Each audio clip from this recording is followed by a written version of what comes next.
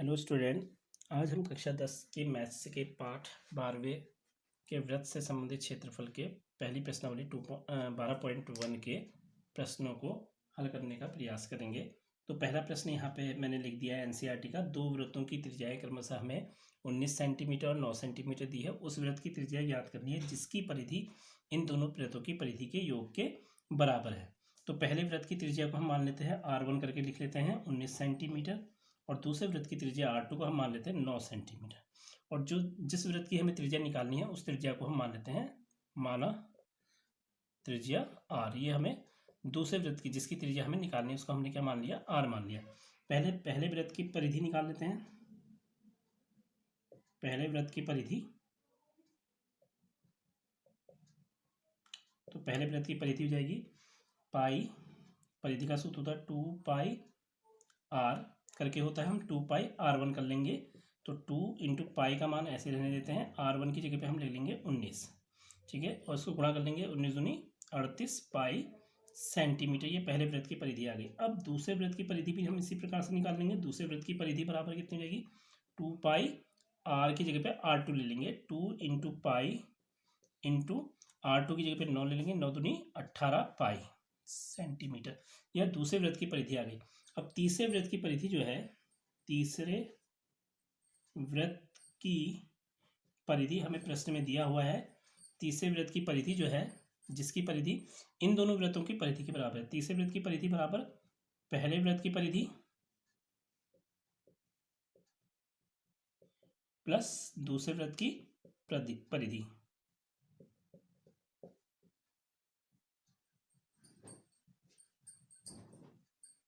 ठीक है स्टूडेंट, तो तीसरे वृत्त की परिधि, तीसरे वृत्त की त्रिज्या हमने क्या मानी है, R मानी है, तो इसको हम 2 पाई R करके लिख लेंगे। पहले वृत्त की परिधि हमारी कितनी आई थी, 28 पाई आई थी, प्लस दूसरे वृत्त की परिधि हमारी 18 पाई आई थी। इन दोनों को जोड़ लेते हैं। पाई तो हमारा ऐसे रहा 18 और इसको जोड़ते हैं 8 16, ये 46 आ गया, यानी कि 2 पाई R का मान कितना आ गया, 46 पाई। अब देखिए पाई को और 2 को हम बराबर की दूसरी ओर ले जाते हैं। R हमारा क्या है, त्रिज्या जो हमें ज्ञात करनी है, तो 46 पाई बट्टा 2 पाई। पाई से पाई कट गया, 2 से हम 46 में भागा कर देंगे, 2 दूनी 4, 2 तियां 6, तो R बराबर कितना आ गया, 23 सेंटीमीटर। तो जो तीसरा वृत्त है उसकी त्रिज्या हमारी जो हमें ज्ञात करनी थी वह कितनी आ गई, 23 सेंटीमीटर। चलिए अब हम अगले प्रश्न की ओर चलते हैं। दूसरा क्वेश्चन मैंने बोर्ड पे लिखा है। दूसरा क्वेश्चन क्या है, दो वृत्तों की त्रिज्याएं क्रमशः 8 सेंटीमीटर और 6 सेंटीमीटर हमको दी हुई हैं। उस वृत्त की त्रिज्या हमें ज्ञात करनी है जिसका क्षेत्रफल इन दोनों वृत्तों के क्षेत्रफल के योग के बराबर है। ठीक है, हमें तीसरे वृत्त की त्रिज्या निकालनी है और उसका क्षेत्रफल जो है इन दोनों वृत्तों के क्षेत्रफल के योग के बराबर। भी यहाँ पे इससे पहले वाले क्वेश्चन में परिधियों के योग के बराबर था, और वाले क्वेश्चन में जो वृत्त है उसका क्षेत्रफल इन दोनों वृत्तों के क्षेत्रफल के योग के बराबर। तो पहले वृत्त की त्रिज्या को हम R1 ले लेते हैं, ठीक उसी प्रकार से 8 सेंटीमीटर। दूसरे वृत्त की त्रिज्या R2 से दिखा देते हैं, इसको 6 सेंटीमीटर। और तीसरे वृत्त की त्रिज्या को हम मान लेते हैं माना त्रिज्या करके। ये तीसरे वृत्त की त्रिज्या हमारी है, इसको हम R मान लेते हैं। ठीक है स्टूडेंट, तो पहले वृत्त का क्षेत्रफल निकाल लेते हैं। पहले वृत्त का क्षेत्रफल बिल्कुल उसी प्रकार से ये क्वेश्चन होगा, लेकिन थोड़ा सा सूत्र चेंज हो जाएगा। पहले वृत्त का क्षेत्रफल करके, तो पहले वृत्त का क्षेत्रफल हमारा आएगा, क्षेत्रफल का सूत्र होता है पाई R स्क्वायर, लेकिन पहली त्रिज्या अलग है तो इसलिए पाई R1 स्क्वायर इसको लिख लेते हैं। पाई को हम ऐसे रहने देते हैं, R1 की जगह पे 8 का वर्ग हो जाएगा। 8 का वर्ग 8 है 64 पाई, ये हमारा सेंटीमीटर स्क्वायर। ये पहले वृत्त का क्षेत्रफल आ गया। ठीक इसी प्रकार से दूसरे वृत्त का क्षेत्रफल निकाल लेते हैं। दूसरे वृत्त का क्षेत्रफल हमारा हो जाएगा पाई R2 square, pi into R2 की जगह पे 6 का वर्ग हो जाएगा। 6 का वर्ग हमारा क्या होता है, 6 6 36 पाई, और यहाँ पे आ जाएगा सेंटीमीटर स्क्वायर। अब हमें क्या दिया है, जो तीसरा वृत्त है जिसकी त्रिज्या हमें ज्ञात करनी है, तीसरे वृत्त की त्रिज्या ज्ञात कीजिए जिसका क्षेत्रफल इन दोनों वृत्तों के क्षेत्रफल के बराबर, यानी कि तीसरे वृत्त का जो क्षेत्रफल है जिससे हमें त्रिज्या निकालनी है, तीसरे वृत्त का क्षेत्रफल जो होगा वह पहले वृत्त का क्षेत्रफल प्लस दूसरे वृत्त के क्षेत्रफल के योग के बराबर होगा। दूसरे वृत्त का क्षेत्रफल, तो पहले वृत्त तीसरे वृत्त का क्षेत्रफल, तीसरे वृत्त की त्रिज्या हमने R मानी है, तो तीसरे वृत्त का क्षेत्रफल हो जाएगा पाई आर स्क्वायर। पहले वृत्त का क्षेत्रफल हमारा हो जाएगा 64 पाई प्लस दूसरे वृत्त का क्षेत्रफल हो जाएगा हमारा 36 पाई। इन दोनों को जोड़ देंगे तो ये हमारा आ जाएगा 36 और 64 को जोड़ेंगे 100 पाई आ जाएगा पाई आर स्क्वायर। पाई से यहाँ भागा हो जाएगा, आर स्क्वायर इक्वल टू जाएगा 100 पाई अपॉन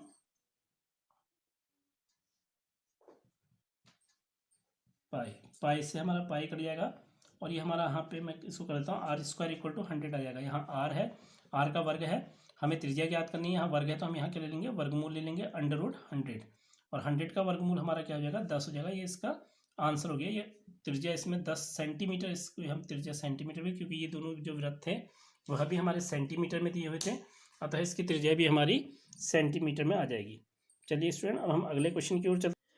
तो स्टूडेंट, जो अगला प्रश्न है वो मैंने बोर्ड में लिखा नहीं, केवल चित्र बनाया हुआ है। प्रश्न नंबर 3, मैं प्रश्न यहाँ पे पढ़ देता हूँ। प्रश्न इस तरह से, चित्र में एक तीरंदाजी लक्ष्य को दर्शाती है।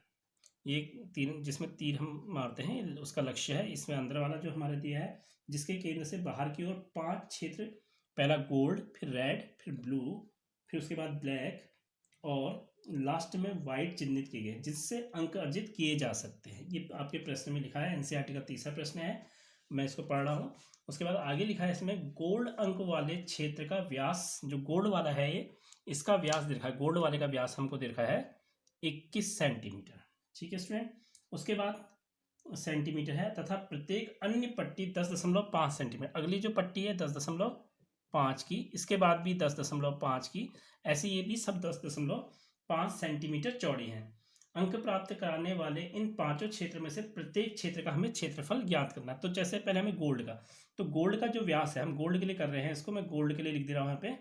गोल्ड के लिए व्यास हमको कितना दे रखा है, व्यास हमको दिया है 21 सेंटीमीटर। ठीक है, तो इसकी त्रिज्या कितनी हो जाएगी, त्रिज्या जो होती है वो व्यास की आधी होती है, तो त्रिज्या हो जाएगा हमारा व्यास बट्टा 2, यानी कि 21/2। तो अब हम इसकी त्रिज्या हमने निकाल दी है। तो गोल्ड के लिए क्षेत्रफल कितना जाएगा, क्षेत्रफल करके लिख देते हैं इसके, क्षेत्रफल पाई आर स्क्वायर। ठीक है, पाई का मान 22/7, आर स्क्वायर यानी कि 21/2 का वर्ग हो जाएगा। तो ये 22/7 गुणा 21/2 का वर्ग, यानी कि 21/2 गुणा 21/2। 7 3 21, 3 बार कट गया, 2 से ये 11 बार कट गया, और इसको हम करेंगे तो दशमलव में हमारा ये आ जाएगा 11 33 गुणा 21/2 सेंटीमीटर स्क्वायर। इससे आप आगे कैलकुलेट स्वयं से कर लेना। ये तुम्हारा गोल्ड के लिए क्षेत्र। चलिए इसको निकाल ही देते हैं, क्योंकि हमें अगले के लिए निकालने के लिए इसके क्षेत्रफल की बहुत ज़रूरत पड़ेगी। तो इसको हम निकाल लेते हैं। यह आ जाएगा हमारा 2 से, अगर हम इसको करते हैं 2 एकम 2, 1 2 6 12.5, तो 16.5 गुणा 21 आ जाएगा ये। इसकी गुणा कर लेते हैं रफ में, तो हमारा 5 6 1 10 12 11 12 13, सॉरी 13 और 2 3, ये हमारा आ जाएगा 5 6 और ये 4 और ये 3, और यहाँ पे दशमलव के बाद एक अंक है, तो ये हमारा आ गया 346.5 सेंटीमीटर स्क्वायर। तो जो हमारा गोल्ड वाला है इसका क्षेत्रफल आ गया। अब हम रेड के लिए हल करते हैं, रेड के लिए निकालते हैं। मैं केवल रेड के लिए निकाल दूंगा, बाकी इसी प्रकार से अब अन्य के लिए आप स्वयं से निकालेंगे। तो रेड के लिए पहले हमें इसकी त्रिज्या निकालनी पड़ेगी। तो अब रेड के लिए केवल इतना हमें चौड़ाई दे रखी है, तो त्रिज्या जो है यहाँ से आएगी, तो गोल्ड की त्रिज्या प्लस इसकी त्रिज्या हम जोड़ देंगे, तो त्रिज्या हमारी कितनी आ जाएगी,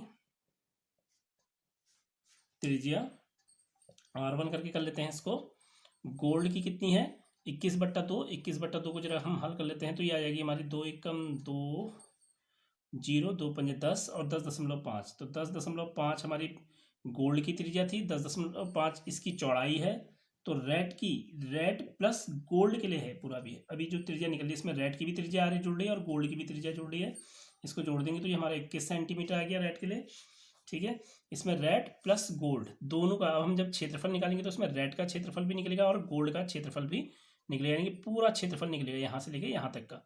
ठीक है, तो मैं इसको रेड प्लस गोल्ड करके लिख देता हूँ। रेड प्लस गोल्ड का क्षेत्रफल, जो एरिया है इस क्षेत्र का क्षेत्रफल निकलेगा।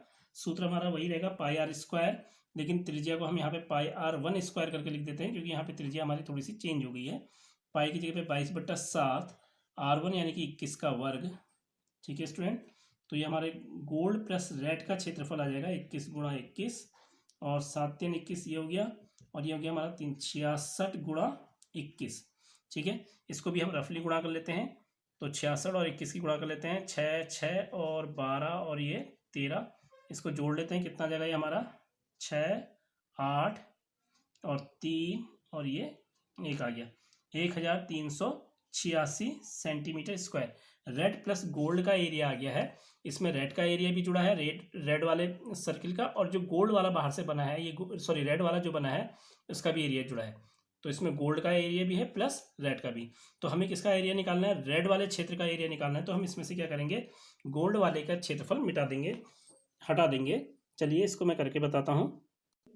तो गोल्ड वाले का जो क्षेत्रफल हमने निकाला था वो 346.5 सेंटीमीटर स्क्वायर आया था। अब हम रेड का क्षेत्रफल निकालेंगे, रेड एरिया का क्षेत्रफल। रेड का क्षेत्रफल क्या करेंगे, क्योंकि इसमें रेड प्लस गोल्ड का क्षेत्रफल है, जो हमारा 1386 जो आया था, इसमें रेड का भी क्षेत्रफल है प्लस गोल्ड का भी क्षेत्रफल है, तो हम इसमें से क्या करेंगे, गोल्ड के क्षेत्रफल को घटा देंगे, तो हमारा जो रेड वाला सर्किल है उसका क्षेत्रफल निकल जाएगा। तो इसको घटा देते हैं, 1386 माइनस कर देते हैं 346.5, दशमलव के नीचे दशमलव लगा देते हैं, तो ये हमारा 5 आ जाएगा, एक हासिल वहाँ गया, 9 आ गया, और यहाँ 7 3 आ गया, ये 0, और ये आ गया हमारा 1039.5 सेंटीमीटर स्क्वायर, जो ये रेड वाला सर्किल है इसका क्षेत्रफल आ गया। अब जब हम ब्लू वाले का क्षेत्रफल निकालेंगे तो इसकी त्रिज्या प्लस इसकी त्रिज्या और इसकी त्रिज्या हम जोड़ देंगे, तो तीनों की त्रिज्या यहाँ पे जुड़ जाएगी। तो जो हम ब्लू के लिए जब करेंगे तो उसमें हमारे गोल्ड का भी क्षेत्रफल आएगा, रेड वाले सर्किल का भी क्षेत्रफल आएगा और ब्लू वाले सर्किल का भी क्षेत्रफल आएगा। तो जब हम ब्लू वाले का क्षेत्रफल निकालना होगा तो हम क्या करेंगे, इस तीनों के क्षेत्रफल में से गोल्ड और रेड वाले के क्षेत्रफल को घटा देंगे, तब जाके हमारा ब्लू वाला क्षेत्रफल आएगा। तो अब इसके आगे के प्रश्न, इसको आप आगे खुद से करेंगे। चलिए हम अगले प्रश्न की ओर चलते हैं। तो स्टूडेंट जो अगला प्रश्न नंबर 4 है वो इस प्रकार से है, किसी कार के प्रत्येक पहिए का व्यास हमें दिखा है 80 सेंटीमीटर है, यदि यह कार 66 किलोमीटर प्रति घंटे की चाल से चल रही है तो 10 मिनट में प्रत्येक पहिया कितने चक्कर लगाता है, यानी कि प्रत्येक पहिया कितने चक्कर लगाएगा, यह हमें ज्ञात करना है।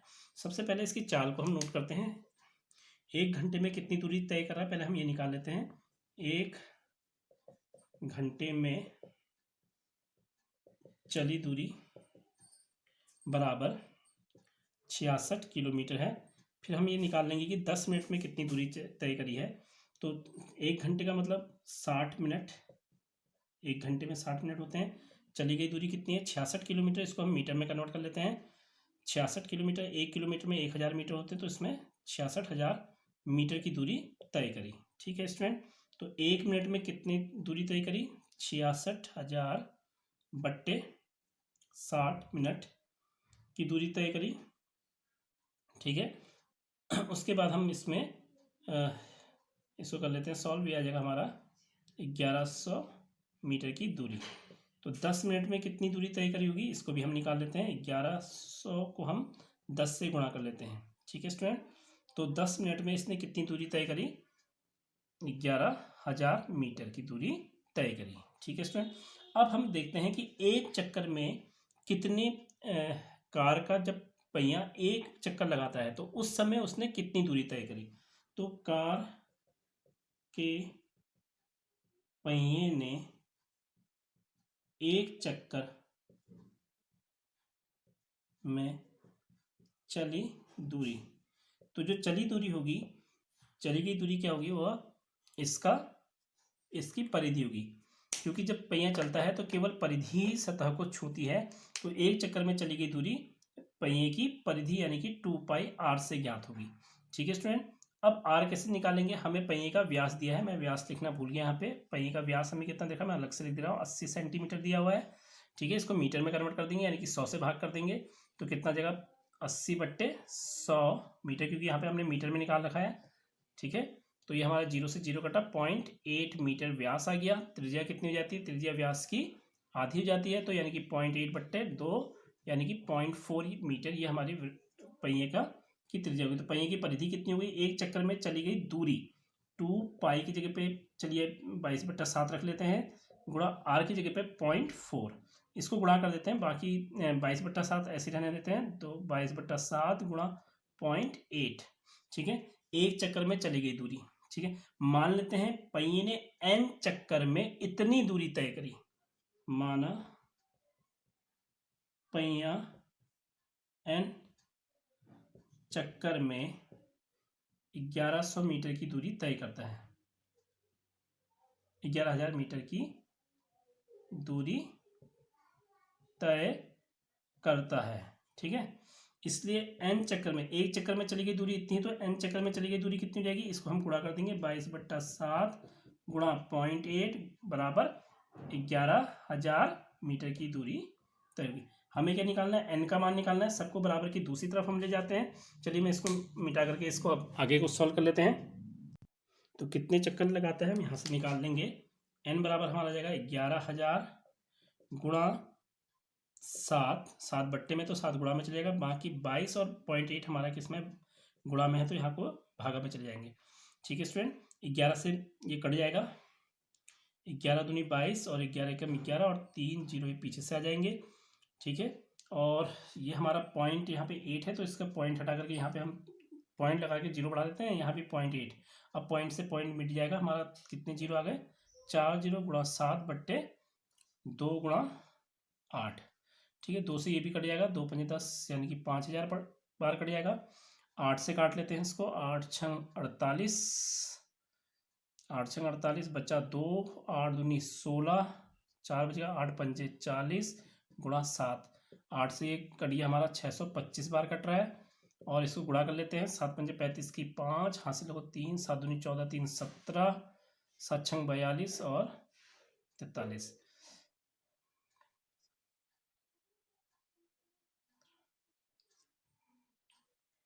इतने चक्कर 4,375 चक्कर पहिए लगाएगा, 10 मिनट में इतने चक्कर वो पहिया मारेगा। तो आई होप कि आपको प्रश्न नंबर 4 भी समझ में आ गया होगा। चलिए इस अभ्यास का जो अंतिम प्रश्न है, प्रश्न नंबर, तो इस अभ्यास का अंतिम प्रश्न है ये, तो इसकी ओर चलते हैं। ये प्रश्न मैंने बोर्ड पे लिख दिया है इस प्रकार से, एक आपका ऑप्शनल प्रश्न है, प्रश्न नंबर 5। यदि एक वृत्त का परिमाप और क्षेत्रफल, एक ही वृत्त है उसका परिमाप मतलब परिधि, क्षेत्रफल संख्यात्मक रूप से बराबर हो, तो उस वृत्त की त्रिज्या है, हमें इसमें 4 ऑप्शन दिए, पहला 2 मात्रक, पाई मात्रक, 4 मात्रक और 7 मात्रक। तो हमें क्या देखा है, एक वृत्त देखा है, उसके परिमाप मतलब परिधि, ये ध्यान रखिएगा, और क्षेत्रफल संख्यात्मक रूप से बराबर है। तो पहले हम परिधि निकाल लेते हैं वृत्त की, इस प्रश्न को हल करते हैं, वृत्त की परिधि, ठीक है। सूत्र लिख देना है, हमें कुछ नहीं करना है, केवल सूत्र लिख देना है। वृत्त की परिधि हमारी क्या हुई, 2πr, त्रिज्या मान लो हमने r ही मान ली। अब वृत्त का क्षेत्रफल, तो क्षेत्रफल हमारा क्या हो जाएगा, πr²। ये दोनों हमें क्या दे रखे हैं, संख्यात्मक रूप से बराबर है, तो इन दोनों को हम बराबर रख लेते हैं। परिमाप और क्षेत्रफल संख्यात्मक रूप से बराबर है, तो इनको बराबर रख दो। तो मैं पहले क्षेत्रफल लिख दे रहा हूँ πr², फिर परिधि 2πr रख दे रहे हैं, पाई को वहां ले जाते हैं, तो r² इक्वल टू कितना जाएगा, 2πr/पाई, पाई से हमारा पाई कट गया, तो हमारा क्या आ गया, ये यहाँ पे मैं कर दे रहा हूँ इसको, r² इक्वल टू 2r, इस r को बराबर की इसको ले आओ, r² बट्टे r बराबर 2 हो गया, 2 से 1 पावर कट जाएगी, तो खाली r आ जाएगा, r बराबर 2, यानी कि 2 मात्रक जो हमारा ऑप्शन है वो हमारा सही है, तो हमारा उत्तर 2 पूरी तरह से सही है। अतः ये प्रश्न आई होप कि आप लोगों को समझ में आ गए होंगे। तो यहाँ हमने प्रश्नावली 12.1 पूरी कर ली है। अब अगले वीडियो में हम अगली प्रश्नावली की ओर को चलेंगे। Thank you.